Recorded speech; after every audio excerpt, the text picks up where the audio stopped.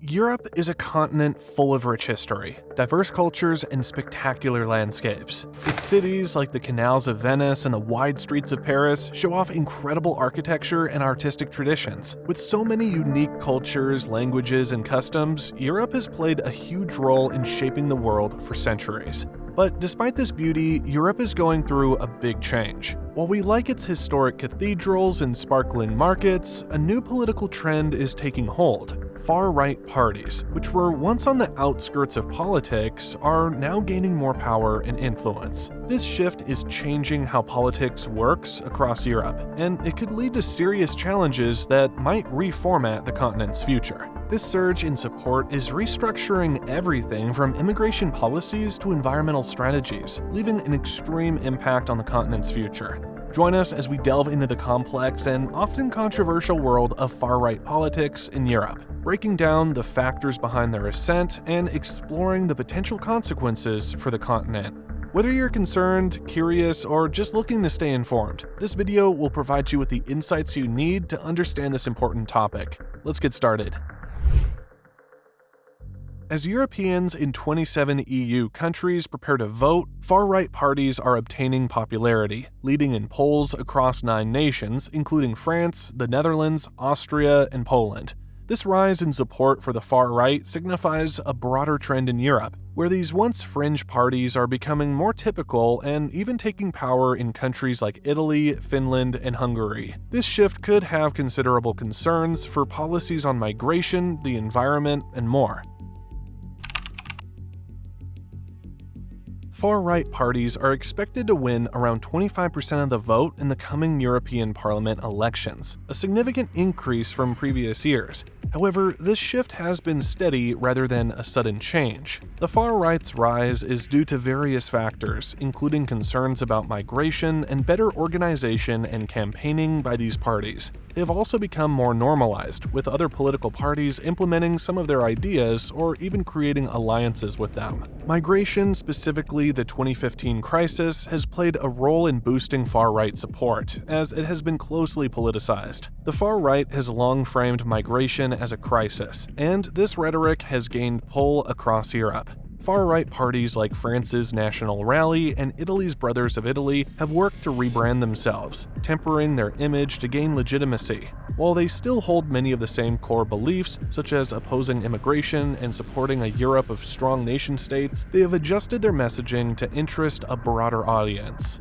Anti-Semitism within far-right parties has also progressed. Many now express support for Israel, seeing it as a model of a strong, ethnically consistent state.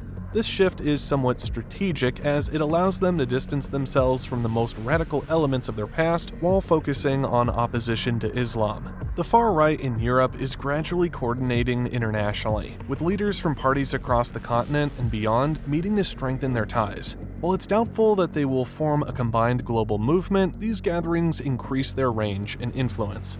While a far-right international is not a substantial concern, the presence of these parties in government, remarkably within the EU, means they have the power to shape policy. It's important to pay attention to their actions and the influence they have, even if they don't always work together effortlessly.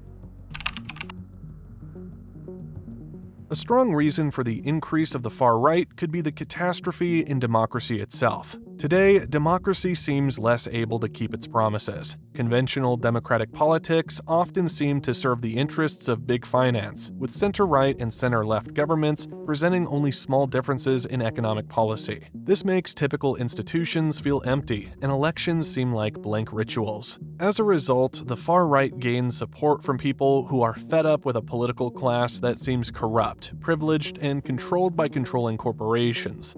These corporations seem untouched, and democracy seems helpless against them. Establishment parties are often alleged of not truly representing the people. The far right promotes direct political participation and promotes trust in leaders who can connect with the people directly, without middlemen. The traditional political class, whether on the left or right, is evaluated for favoritism and failing to solve social problems. The far right corresponds to some of the worst ideas from Europe's past, such as extreme nationalism, rejection of Enlightenment values, and a liking for authoritarian rule. Today, its message is built on the three central ideas: promoting a special and ethnic-centered view of the nation, spreading fear and hatred of immigrants, and opposing the political establishment with mainstream slogans. The far right gives its followers a strong, complete identity, blames the establishment for problems, and offers simple solutions like getting rid of foreigners and defeating the current political class. The far right is preoccupied with the idea of a pure nation, leading to two key beliefs: rejecting immigrants from outside the EU and gradually opposing the EU itself. They gain a lot of support by manipulating fears about immigration, especially focusing on Muslim immigrants who they claim can't integrate and oppose Christian and Western civilization. In this view, immigrants are wrongly blamed for things like taking advantage of welfare, increasing crime including terrorism, and even bringing back diseases that were once rejected in Europe. The far right offers its supporters a strong, complete identity, blames the establishment for problems, and proposes simple solutions like kicking out foreigners and getting rid of the current political class. They've moved beyond just being uncertain of the EU to keenly hating it, stating that globalization and European integration are tricks by mighty elites to take away national identities. The far right often equals the EU to the old Soviet Union, seeing it as false and cruel. While they all reject the idea of a politically united EU, some want to leave the EU entirely like UKIP. Others want to dissolve it like FN, and some just want to lessen its role to economic coordination between independent countries like PRM and NSA. Even though they reject the EU, they still intend to have a tough presence in the European Parliament. The far right sees modern democracy as hollow and current economic policies as part of a plan to push globalization. For the economy, they support protecting local businesses and limiting welfare benefits to citizens only. In politics, they promote strict control and more direct public involvement. Socially, they promote anti-immigrant policies driven by fear and hate. Traditionally, they highlight conventional family values and religion.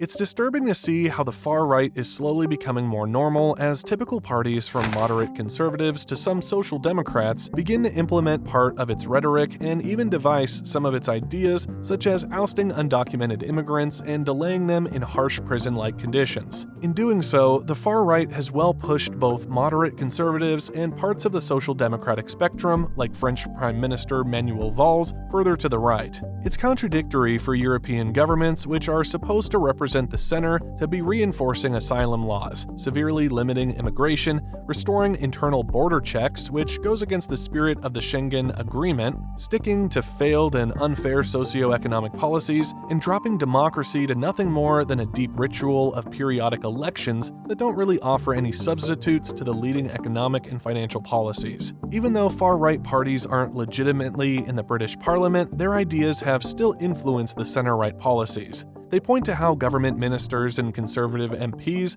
used nationalist slogans before and after the Brexit vote. They also note that Britain's tough stance on immigration and its strong war on woke policies reflect far-right thinking, even if it's not completely from far-right parties. Far-right parties in Europe are gradually taking on government roles, signaling a steady but possibly substantial political shift across the continent. Once on the edge of politics, these parties are now entering governments together with typical right-wing parties. The latest example is Finland, where after 3 months of negotiations, the far-right nationalist party, the Finns, known for its anti-immigration and anti-EU perspective, joined the coalition government over the weekend. Like trends can be seen in Italy and Sweden, where far-right parties are either heading or part of the government. In Spain, the Conservative People's Party, PP, has formed a few regional and local coalitions with the extreme right Vox Party, setting a potential model for next month's general election, which they are increased to win.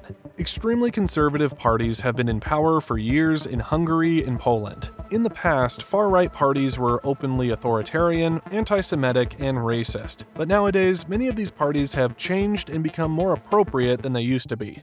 Far-right parties are gaining popularity across Europe, containing recent successes in the Netherlands. Mainstream politicians are worried that France might be the next target for these far-right movements. Several factors are helping the far-right in France. Many people are upset with President Emmanuel Macron's government, specifically due to its use of special measures to pass disliked laws, like raising the retirement age without a vote. Inflation and the high cost of living are also initiating problems.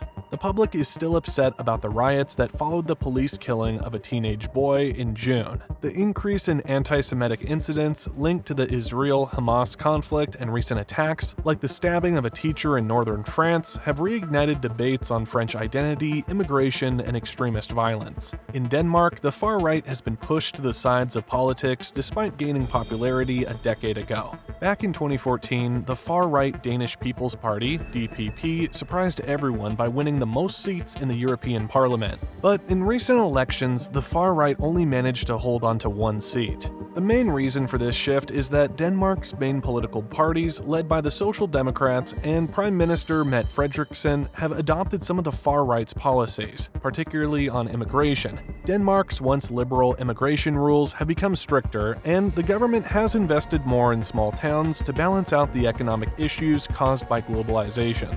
The far right also fought with key issues like climate change and security. Although the far right has been sidelined, new far right groups like the Denmark Democrats keep immigration in the attention. This has led to some political leaders, even from the center left, echoing far right concerns about integration.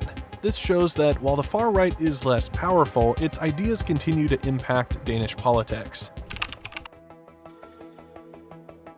As the political scene shifts to the right, there are increasing worries about the EU's plan to tackle climate change. The EU's Green New Deal and goal to reach net zero emissions by 2050 might be in trouble. It could also become harder for the European Parliament to pass new laws needed to handle security issues or struggle with industries from China and the US. Also, support for Ukraine in its ongoing conflict with Russia might decline. There's already some exhaustion from the long duration of the war, and experts believe Ukrainians might be worried about the rise of these new political parties. Even though right-wing politics is gaining traction, it's hard for these parties to work together because they often disagree on many issues.